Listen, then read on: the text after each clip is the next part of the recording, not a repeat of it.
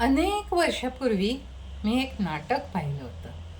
त्या नाटकाने मला एवढं संमोहित केलं होतं की आजही ते मला जसंच्या तसं आठवतं आहे.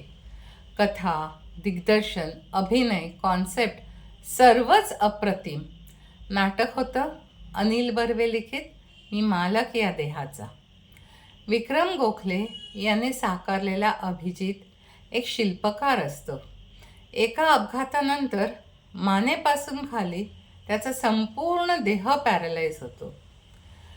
विक्रम गोखले यांच्या अभिनयाचं खरं सामर्थ्य इथेच होतं. नाटकभर ते फक्त चेहरा, आवाज आणि डोळ्यांनी अभिनय करू शकत होते, पण त्यांचे डोळे काय बोलत नाहीत?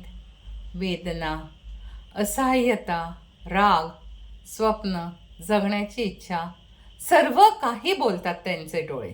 त्यांचे डोळेच या नाटकातले सर्वात प्रभावी कलाकार होते. अभिजितचा देह त्याला साथ देत नव्हता, पण त्याचं मन जागं होतं. त्याच्या मनातलं आदिशक्तीचं शिल्प अजून अपूर्ण होतं.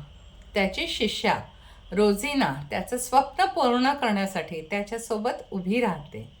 आणि इथेच नाटकाचं नाव मला पुन्हा पुन्हा विचार करायला लावतं. मी मालक या देहाचा. खरंच आपण आपल्या देहाचे मालक आहोत का? देह निश्चल झाला तरी मनाची स्वप्न निश्चल होतात का? हे नाटक संपलं, पडदा पडला, पण हा प्रश्न मात्र माझ्या मनात आजही इतक्या वर्षांनी तसाच आहे.